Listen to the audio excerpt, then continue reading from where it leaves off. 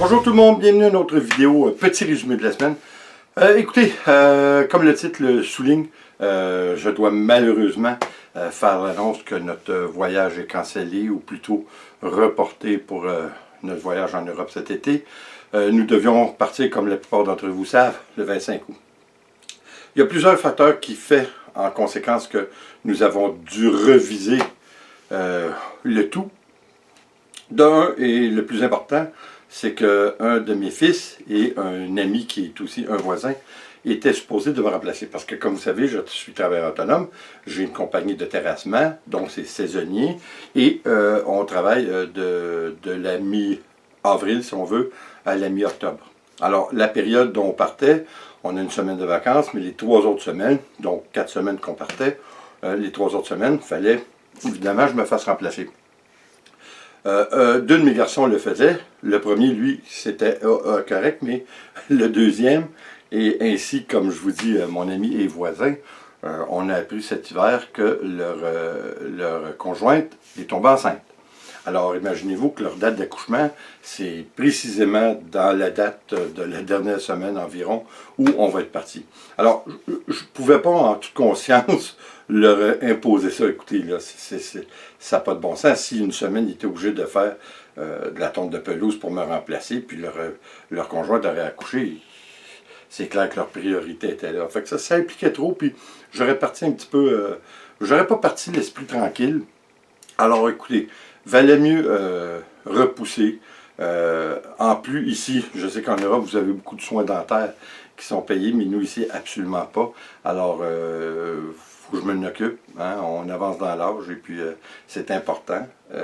Alors, ça va me coûter beaucoup de sous, évidemment. Alors, tout ça fait en sorte que on va être obligé de remettre. Ça n'a pas de bon sens. Écoutez, on en est venu à la conclusion que la meilleure chose à faire, ça serait de partir comme début d'avril. Alors, c'est sûr que ça va aller au plus tôt en 2020, parce que moi, mon idée principale, c'était de pouvoir encore aller faire de la baignade. Mais là, regardez, on ne viendra pas fou, là, pourvu qu'on ait une température confortable, parce qu'évidemment, on veut sauver de l'hiver. Bon, alors, malheureusement, c'est à remettre. Ça nous fait mal au cœur, je suis obligé de vous avouer, mais en même temps, on ne peut pas imposer ces choses-là aux autres, et puis on ne partirait pas tranquille, puis les autres, ça nuirait à tout le monde. Alors je pense que c'est mieux ainsi.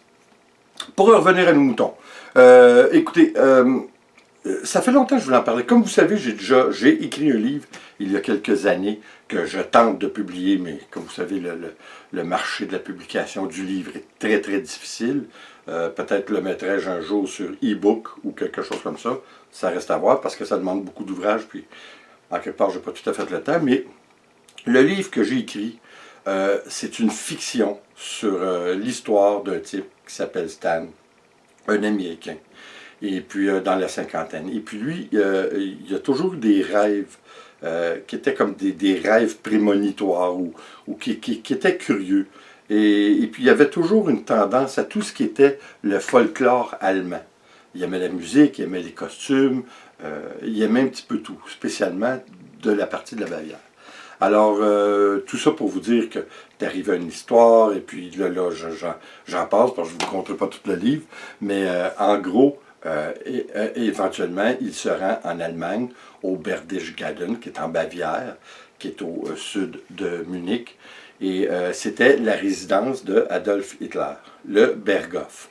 Il se rend au Berghof, qui aujourd'hui est en ruine, il perd connaissance, il se réveille sur la terrasse du Berghof en 1936, dans le corps de Hitler. Alors, l'histoire commence ainsi, et tout le long de l'histoire, mon personnage, Stan, qui incarne maintenant Hitler, mais elle tente par tous les moyens de changer le cours de l'histoire comme on la connaît. Alors, je trouve que c'est intéressant. Pourquoi je vous dis ça? C'est parce que tout ça m'a amené à faire beaucoup de recherches. Je suis un passionné de l'histoire, spécialement des guerres, depuis un tout jeune âge, mais pour écrire mon livre, je voulais jouer entre la réalité et la fiction. C'est-à-dire que j'ai respecté les événements ainsi que le cours quotidien du vécu à Adolf Hitler et de sa maîtresse Eva Braun. Alors, pour ce faire, j'ai fait beaucoup de recherches. J'en savais un petit peu, là, je suis obligé de vous avouer, avec les années que je m'intéresse à tous les sujets, comme je vous dis. Mais là, étant donné que c'était précis, je voulais quand même, encore une fois, respecter l'histoire. Alors, j'ai étudié beaucoup, j'ai fait beaucoup de recherches pendant 2 ans sur l'Internet, dans les livres, un petit peu partout. Et puis, ce qui m'a amené, parce que, vous savez, depuis, je vous dirais depuis 2 ans, il y a beaucoup d'émissions qui se font. C'est presque des émissions de télé-réalité, qui disent que, de un, que Hitler n'était pas mort dans son bunker à Berlin, qu'il s'était échappé en sous-marin en Argentine, puis toutes des idées les plus farfelues que les autres, puis je vais vous expliquer ça. La même chose pour sa relation avec Eva Braun. Plusieurs historiens, malheureusement amateurs, prétendent que sa relation avec Eva Braun était platonique, ce qui est absolument faux. Je vous explique. De un, commençons par la relation qu'il avait avec Eva Braun. La relation qu'il avait avec Eva Braun, et je suis obligé de vous dire qu'elle est prouvée qu'elle était loin d'être platonique, pour plusieurs raisons. Son docteur, qui était le docteur Morel, lui prescrivait à l'occasion un médicament qui, aujourd'hui, est l'équivalent du Viagra. Hein? Alors, il y en avait besoin. On n'a pas besoin de Viagra pour aller prendre la soupe. On s'entend là-dessus jusqu'à maintenant. Alors, de un, il y a ce fait. Lorsque Hitler était absent du Berghof, de sa maison, Eva Braun, elle avait appelé ça sa prison en or, parce qu'elle restait toujours au Berghof et elle s'ennuyait extrêmement d'Adolf Hitler. Il s'appelait une fois par jour. Ça, c'est tout documenté, là. C'est pas des affaires qui sortent de ma tête. Alors, il y avait une relation qui était importante pour les deux. Et lorsque Hitler revenait à la maison principale, au Berghof, souvent, il se faisait prescrire, comme je vous dis, des Viagra. Et ça allait même jusqu'à... parce que ça, c'était ce médecin-là, Dr Morel, c'était le médecin du patron à Eva Braun à l'époque où elle a rencontré, au tout début, Adolf Hitler, qui était Hoffmann. Hoffmann, qui était le photographe en charge de la campagne, si on veut, qui a amené à l'ascension au pouvoir de Hitler. Hoffmann, qui était aussi, comme je vous dis, l'employeur d'Eva Braun. Alors, son médecin à lui, c'était le docteur Morel, qui l'avait soigné pour des maladies vénériennes. Tout ça pour vous dire que c'est docteur Morel, éventuellement, suite à la référence de Hoffmann, qui a soigné tout au long de sa vie, aller presque au dernier jour, parce qu'à un moment donné, Hitler l'a mis carrément dehors du bunker en 1945. Alors, docteur Morel, lui, Eva Braun consultait aussi bien Dr Morel que Adolf Hitler. Dr Morel était consulté par Eva Braun spécifiquement pour une raison, c'est-à-dire que lorsque Adolf Hitler revenait au Berghof et qu'elle était dans ses menstruations, il lui prescrivait quelque chose pour arrêter les menstruations le temps que Adolf Hitler revenait au Berghof. Alors vous voyez, c'est tous des petits indices qui nous laissent penser que clairement il y avait de l'amour. C'est un couple qui était plus que platonique. C'était la maîtresse de la maison au Berghof. Ça, c'est pas discutable. Tout le monde le dit, c'est indiscutable. Elle a même écrit une lettre à sa sœur, Gretel Braun, qui ne s'est jamais rendue au Berghof, mais elle avait marié Fegelein, qui était le secrétaire, qu'on peut dire, de Himmler. Elle était enceinte au moment où sa sœur et son beau-frère, Adolf Hitler, se sont enlevés la vie. Elle avait écrit avant une lettre à sa sœur, qui est assez révélatrice de comment... Parce que vous savez, il faut comprendre une chose. Lorsque Adolf Hitler s'est rendu à son bunker à Berlin, il s'est rendu là pas pour se cacher, il s'est rendu là parce qu'il était dans le feu de l'action. Il y avait beaucoup plus de danger de mourir là que de mourir en restant au Berghof, parce que beaucoup de ces gens autour de lui, de son entourage, lui demandaient par pitié de rester au Berghof, de ne pas se rendre au bunker à Berlin, à la chancellerie en fin de compte. Au tout début. Mais lui, il voulait être dans le cœur de l'action. Il voulait, comme toujours, avoir un contrôle à 100% de ce qui se passait. Alors, pour ce faire, il devait absolument d'être à Berlin au centre névralgique de tout ce qui se passait.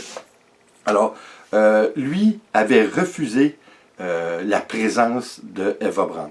Il ne voulait pas qu'elle se rende au bunker. Il avait dit, reste au Berghof, tu es en sécurité là-bas, ne viens pas. Elle a fait sa tête comme elle a toujours fait. Eva Braun, elle levait sa tête et je vous dis que s'il y avait quelqu'un qui pouvait manipuler en quelque part Adolf Hitler, c'était bien Eva Braun. Alors elle, ce qu'elle a décidé, c'est tout simplement, on se rend. Elle s'est rendue à Munich. Elle restait à l'appartement à Munich, qui aujourd'hui, c'est un drôle de paradoxe, aujourd'hui l'ancien appartement d'Adolf Hitler, qui comprenait tout le deuxième plancher d'une bâtisse dont le nom, je ne me rappelle plus de la rue, là, mais aujourd'hui, c'est un poste de police. C'est-tu drôle, hein? C'est des drôles de paradoxes, des fois, dans la vie. Alors quoi qu'il en soit, elle s'est rendue là, puis ensuite, elle a rejoint à Berlin son amoureux.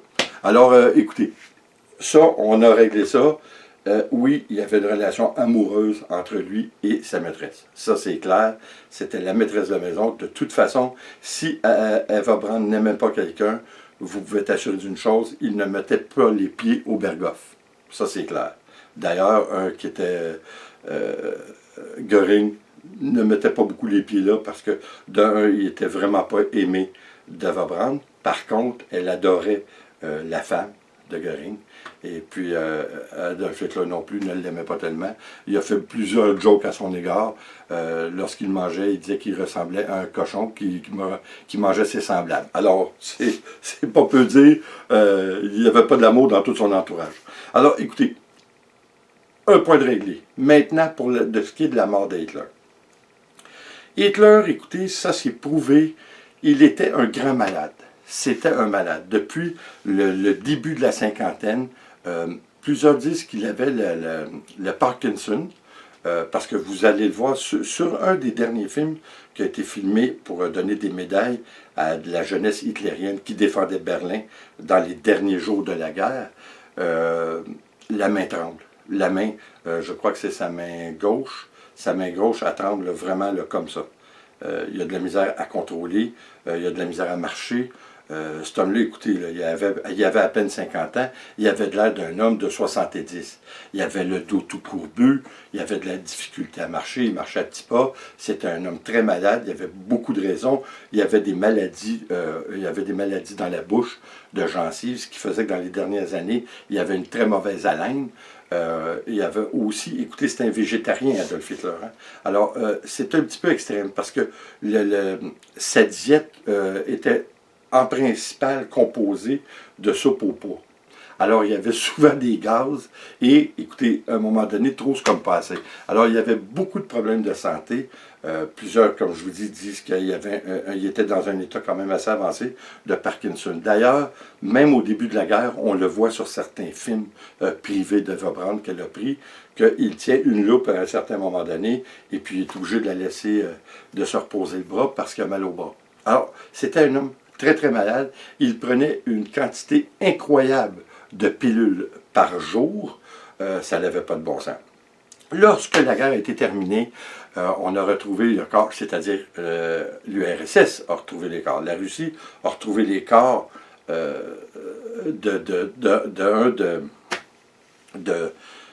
son bras droit, son ministre de la propagande, avec ses enfants, qui avait tué ses 6 enfants, imaginez-vous, parce qu'il ne pouvait pas savoir, puis c'était surtout sa femme, Goebbels, qui ne pouvait pas voir la vie et laisser vivre ses enfants dans un monde où il n'y avait pas Hitler. Imaginez-vous, c'est pas à peu près là. Alors, tout ça pour vous dire que le corps a été retrouvé. À l'époque, on se rappelle que le dirigeant, le dictateur de la Russie était Staline. Staline, ça commençait déjà un petit peu quand la guerre a commencé pour la prise de contrôle en Allemagne, plus précisément à Berlin. Il commençait déjà à avoir une certaine froideur entre les pays.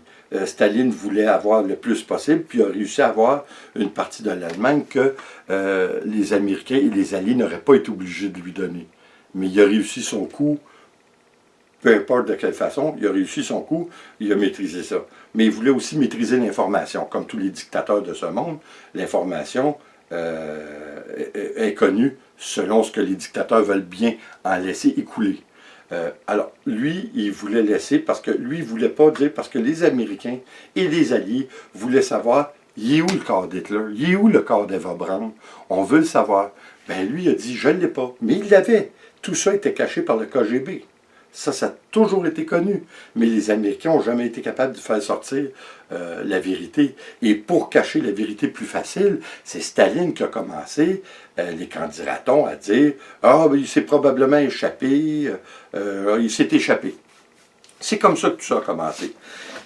Là où ça s'est déporté encore plus, puis je vous dirais, je vais vous mettre un lien du Smithsonian. Hein? C'est quelque chose de connu, c'est des gens très sérieux. Un scientifique qui représentait le groupe Smithsonian avait été étudié en Allemagne, je crois que c'est en 2009, avait étudié un crâne. C'est le seul crâne qu'à ce moment, la Russie voulait bien y laisser vérifier. Ce crâne s'est avéré être un crâne d'une femme. Alors, lui, comme déclaration, il a fait « Hitler s'est sauvé ». C'était pas plus réfléchi que ça, là. Mais malheureusement, il y a beaucoup de médias, il y a beaucoup de producteurs de documentaires qui ont profité de ce fait pour exagérer et rendre publique cette information, mais c'était une fausse information. Mais ça fait faire de l'argent à beaucoup de monde, ça. Il y a eu des émissions partout sur la trace de Hitler, et j'en passe. Hein. Comme vous savez, il y a eu un paquet d'émissions, de documentaires là-dessus, puis des fois, aux États-Unis, il y en a une avec des gens qui étaient relativement crédibles, pour qui j'ai plus aucun respect pour avoir trempé dans ce genre de bouffonnerie. Ça a été tiré sur plusieurs et plusieurs épisodes. Bon, écoutez, ce qui est malheureux, c'est comme ici et comme pour vous en Europe, ces mêmes émissions qui ont passé en anglais sur les canaux américains, qui ont passé il y a plusieurs années, ont été traduits en français beaucoup plus tard. Malheureusement, il y a beaucoup de gens que ce qu'ils voient à la télévision ou ce qu'ils voient sur YouTube, ils prennent ça pour du cash. Hein? Ils prennent ça pour la vérité. C'est pas toujours la vérité. Là. Fake news, là, c'est vrai que ça existe. C'est pas parce que Trump l'a dit que ça n'existait pas. Du fake news, c'est incroyable. Il y en a, c'est incroyable. Alors, il faut quand même utiliser un petit peu de diligence, puis savoir faire... encore une fois, il était tellement malade, Adolf Hitler, qu'il ne pouvait pas survivre. Et de deux, je vais vous donner un autre raisonnement avant de vous donner la preuve finale, que je vais vous mettre le lien du Smithsonian, parce qu'en fin de compte, la fausse nouvelle est venue du Smithsonian, et la bonne nouvelle, ou la vraie nouvelle, est venue encore de eux, mais par des scientifiques beaucoup plus chevronnés. Alors, écoutez, quand Adolf Hitler était dans les derniers jours à Berlin, dans le bunker de Berlin, lui, son ami qui était Mussolini, il avait vu comment Mussolini s'est fait tuer et qui s'est fait pendre, lui et sa maîtresse, par les pieds sur la place publique à Rome. Pensez-vous qu'il voulait revivre ça? Il ne voulait même pas prendre la chance. Lui, il savait très bien, parce que là, vous savez, dans les derniers jours, ça bombardait drôlement là, autour de Berlin, là, autour du bunker. Il y a même des bombes qui sont tombées sur la chancellerie. C'est pas rien. Tout était détruit. Ils entendaient ces bombes-là. Sa plus grande peur, c'était d'être fait prisonnier par les Russes. Évidemment, il savait très, très bien le sort qui lui était réservé. D'ailleurs, il avait dit à un moment donné, hier, j'étais vénéré par des millions, demain je serai haï par des millions. Il savait aussi qu'il s'en allait avec ça. Hein? C'était clair dans sa tête. Vous savez, contrairement à plusieurs dictateurs, par contre, dans sa folie, il a essayé de faire du bien pour son peuple, contrairement à d'autres dictateurs qui tuent leur peuple. Quoi qu'il en soit, on n'est pas là pour discuter des bons et des mauvais côtés, parce qu'il n'y en a pas de bon côté. C'est juste une attitude qui est quand même intéressante à étudier. Mais comme je vous dis, la dernière chose qu'il voulait, il ne voulait pas tomber dans les mains, risquer de tomber dans les mains des Russes. D'ailleurs, plusieurs de ses subalternes, plusieurs de ses associés à Hitler lui demandaient de prendre un avion puis de sauver justement. Il ne pouvait pas prendre le danger d'être pris prisonnier, c'était clair. Et puis c'est comprenable, parce que Lui, il savait, puis tout le monde le sait, le sort qui lui a été réservé. Là. C'est épouvantable. Alors, ça, c'est numéro 1. En 2017, une équipe française a été dépêchée, a été autorisée d'avoir toute la documentation, parce qu'on le savait depuis des années qu'il y avait été des dentiers, qui avaient été de la dentition de Hitler qui avait été retrouvée. Ça avait été retrouvé. Là, les Russes ont ouvert le livre. Hein? Il y a eu plus d'ouverture depuis Poutine, si on veut, et l'ouverture se fait petit à petit. En 2017, il y a une ouverture totale sur tous les documents et tout ce qui avait été pris au bunker de Hitler à la fin de la Deuxième Guerre mondiale, qui était aussi les dents. Tout le monde savait qu'il y avait les dents, mais personne n'avait jamais pu vérifier l'authenticité de ces mêmes dents. Cette fois, en 2017, par la personne chevronnée qui était vraiment bien pour faire cette étude, ont fait des recherches scientifiques et ont déterminé à 100% la provenance des dents étant celle de Adolf Hitler. Il faut qu'on mette un terme à ça une fois pour toutes. Les qu'en dira-t-on, toutes les histoires, les conspirations qui ont été dites, c'est ridicule. C'est ridicule. Il faut mettre ça, il faut arrêter ça. Alors écoutez, j'espère que je vous ai convaincu. C'est pas ma job de vous convaincre personne, mais je déteste lorsqu'on a de la mauvaise information, de la désinformation. Je trouve que c'est une insulte à notre intelligence et c'est juste pour faire de l'argent sur notre dos. Là. Il y a toujours quelqu'un qui fait de l'argent sur notre dos avec de la fausse information. Ça, c'est clair. Puis ça, c'est une affaire que, étant un historien amateur, je peux pas endurer. J'aime ça avoir les faits, j'aime ça travailler avec les faits des deux côtés. Hein? J'essaie d'être le plus neutre possible et de faire vraiment la part des choses.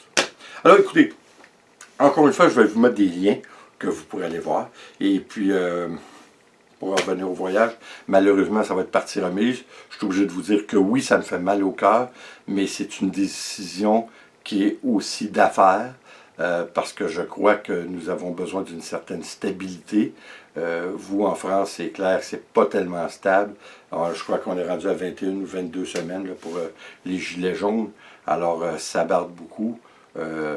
Si je remets le voyage, je vais le faire un petit peu moins complexe parce que là, il y avait une logistique pour les trains et ainsi de suite qui n'avait aucun sens.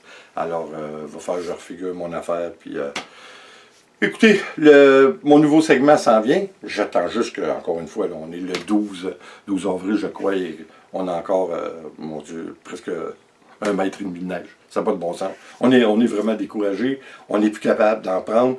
Il faut que ça cesse parce que là, moi, en plus de ça, la saison, à chaque jour qui passe, je perds de l'argent parce que normalement, j'ai commencé les nettoyages d'entrée que je fais avec ma compagnie. Et puis là, c'est impossible avec la quantité de neige qu'on a. Normalement, on commence la tonte de pelouse à la 2e semaine de mai. J'ose croire que ça va arriver, mais en attendant, je vais avoir quand même perdu une certaine somme pour les travaux qu'on ne peut effectuer. Alors écoutez, encore une fois, merci d'être là. J'espère que ça vous a intéressé parce que moi, comme vous avez peut-être pu remarquer, je suis un passionné de l'histoire et j'aime la raconter. J'aime raconter la vraie histoire. Alors écoutez, merci d'être là. J'espère que vous allez revenir. Et puis on a beaucoup de choses, de projets quand même à partager avec vous. Je crois qu'ils vont être assez intéressants. Alors écoutez là-dessus, comme toujours, s'il vous plaît, abonnez-vous, laissez un commentaire et partagez. C'est toujours apprécié. On se revoit dans la prochaine vidéo. Merci à vous. Ciao.